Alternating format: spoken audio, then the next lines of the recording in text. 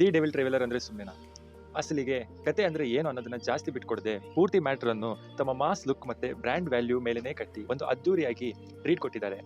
So ನೀವು ನೋಡಿರೋ ಹಾಗೆ ದಿ ಡೆವಿಲ್ ಚಿತ್ರದ ಟ್ರೇಲರ್ ಈಗ ನಿನ್ನೆ ರಿಲೀಸ್ ಆಗಿದ್ದು ಫುಲ್ ಟ್ರೆಂಡಿಂಗ್ ಅಲ್ಲಿ ಕೂಡ ಇದೆ. ಸೊ ದಿ ಡೆವಿಲ್ ಟ್ರೇಲರ್ ಕಥೆಯ ಫಸ್ಟ್ ಸ್ಟೋರಿ ಟ್ರೇಲರ್ ನೋಡಿದ ಮೇಲೆ ನನಗೆ ಅನ್ಸೋದಿಷ್ಟೇ, ಇದು ದರ್ಶನ್ ಅವರ ಹೊಸ ಅವತಾರ. ಸೊ ಹೊಸ ಅವತಾರ ಹೆಂಗೆ ಅಂದ್ರೆ ಲುಕ್ ಚೇಂಜ್ ಆಗಿದೆ. ಸೊ ದರ್ಶನ್ ಅವರು ಈ ಸಿನಿಮಾದಲ್ಲಿ ಈವರೆಗೆ ನೋಡಿರೋ ಪ್ರಕಾರ ಸ್ಟೈಲಿಶ್ ಗ್ಯಾಂಗ್ಸ್ಟರ್ ಲುಕ್ ನಲ್ಲಿ ಕಾಣಿಸಿಕೊಂಡಿದ್ದಾರೆ. ಅವರು ಹಾಕುವ ಬಟ್ಟೆ, ಆ ಗಡ್ಡ, ಆ ಹೇರ್ ಸ್ಟೈಲ್ ಒಟ್ನಲ್ಲಿ ಪಕ್ಕಾ ಅರ್ಬನ್ ಮಾಸ್ ಸ್ಟೈಲ್ ಅಂತ ಹೇಳ್ಬೋದು. ಅವರನ್ನ ಡೆವಿಲ್ ಅಂತಾನು ಹಾಗೆ ಮೂವಿಲಿ ಧನುಷ್ ಅಂತಾನು ಕರೀತಾರೆ. ಟ್ರೇಲರ್ ನಲ್ಲಿ ನೀವು ಅದನ್ನೆಲ್ಲ ಅಬ್ಸರ್ವ್ ಮಾಡಿರ್ಬೋದು.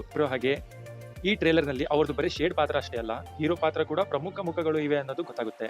ಸೊ ಇದರಲ್ಲೊಂದು ಫಸ್ಟ್ಗೆ ಒಂದು ಪಂಚ್ ಡೈಲಾಗ್ ಬರುತ್ತೆ, ಖೇಲ್ ಖತಮ್ ನಾಟಕ್ ಬಂದ್. ಸೊ ಅಂದ್ರೆ ಆಟ ಮುಗಿತು ನಾಟಕ ನಿಲ್ಲಿಸಿ ಅಂತ. ಸೊ ಕಥೆಯಲ್ಲಿ ನಡೆಯೋ ದೊಡ್ಡ ಸಂಘರ್ಷಕ್ಕೆ ಏನೋ ಇದು ಮುನ್ನೋಡಿ ಹಾಕುತ್ತೆ ಅಂತ ನನ್ನ ಅನಿಸಿಕೆ. ಸೊ ಇದರ ಕತೆ ಕಡೆಗೆ ಬಂದ್ರೆ ಟ್ರೇಲರ್ ಕಥೆಯನ್ನು ನೇರವಾಗಿ ಹೇಳೋದಿಲ್ಲ, ಆದ್ರೆ ರಾಜಕೀಯ ಕುತಂತ್ರ, ಪೊಲಿಟಿಕಲ್ ಇಂಟಿಗ್ರ್ಯೂ ಹಾಗೆ ಅಚ್ಯುತ್ ಕುಮಾರ್, ಮಹೇಶ್ ಮಂಜ್ರೇಕರ್ ತರ ದೊಡ್ಡ ದೊಡ್ಡ ನಟರು ಪವರ್ಫುಲ್ ವಿಲನ್ ಕ್ಯಾರೆಕ್ಟರ್ಗಳ ತರ ಕಾಣಿಸ್ತಾರೆ. ಇದರ ಜೊತೆಗೆ ಬಿಗ್ ಬಾಸ್ ಗಿಲ್ಲಿ ಅವರ ಕಾಮಿಡಿ ಪಂಚ್ ಕೂಡ ಇದೆ.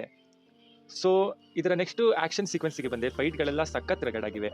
ರಾಮ್ ಲಕ್ಷ್ಮಣ್ ಮಾಸ್ಟರ್ಗಳು ದರ್ಶನ್ ಅವರ ಸ್ಟಾಮಿನಾಗೆ ತಕ್ಕ ಹಾಗೆ ಆಕ್ಷನ್ ಸೀನ್ಗಳನ್ನು ಡಿಸೈನ್ ಮಾಡಿದ್ದಾರೆ. ಸೊ ಇದರ ಬಿಜಿಎಂ ಕಡೆ ಬಂದ್ರೆ ಅಜನೀಶ್ ಲೋಕನಾಥ್ ಅವರು ಇದಕ್ಕೆ ಬಿಜಿಎಂ ಕೊಟ್ಟಿದ್ದಾರೆ. ಅದು ಟ್ರೇಲರ್ನ ನಿಜವಾದ ಕಿಕ್. ಡಾರ್ಕ್ ಸೀನ್ಗಳಿಗೆ ಬ್ಯಾಕ್ಗ್ರೌಂಡ್ ಮ್ಯೂಸಿಕ್ ಜೀವ ತುಂಬಿದೆ.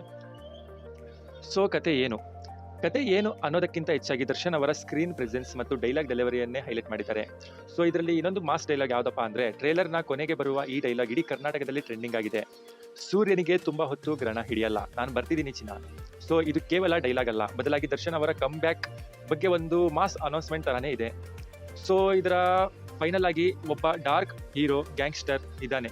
ಅವನಿಗೆ ಹಿಂದೆ ಯಾವುದೇ ಒಂದು ಘಟನೆಯಿಂದ ಸೇಡಿ ತೀರಿಸಿಕೊಳ್ಳುವ ದೊಡ್ಡ ಜವಾಬ್ದಾರಿ ಇದೆ. ರಾಜಕೀಯದ ದೊಡ್ಡವರ ಜೊತೆ ಮತ್ತು ಲೋಕಲ್ ಗ್ಯಾಂಗ್ಸ್ಟರ್ಗಳ ಜೊತೆ ಅವನಿಗೆ ಫೈಟ್ ಇದೆ. ಈ ನಡುವೆ ಹೀರೋಯಿನ್ ರಚನಾ ರೈ ಜೊತೆಗಿನ ರೊಮ್ಯಾನ್ಸ್ ಕೂಡ ಕಥೆಯಲ್ಲಿ ಮುಖ್ಯ ಪಾತ್ರ ವಹಿಸಬಹುದು. ಒಟ್ನಲ್ಲಿ ಟ್ರೇಲರ್ ಸಿನಿಮಾ ಬಗ್ಗೆ ದೊಡ್ಡ ನಿರೀಕ್ಷೆಯನ್ನು ಹುಟ್ಟಿಸಿದೆ. ಸೊ ಇನ್ನು ಯಾರ್ಯಾರು ಟ್ರೇಲರ್ ನೋಡಿಲ್ಲ ಹೋಗಿ ಯೂಟ್ಯೂಬ್ ಅಲ್ಲಿ ಟ್ರೇಲರ್ ನೋಡಿ. ಹಾಗೆ ಡೆವಿಲ್ ಚಿತ್ರ 11ಕ್ಕೆ ರಿಲೀಸ್ ಆಗ್ತಾ ಇದೆ. ಸೊ ಯಾರ್ಯಾರು ನೋಡ್ತೀರಾ ಕಮೆಂಟ್ ಮಾಡಿ. So all the best for the devil team. Thank you so much.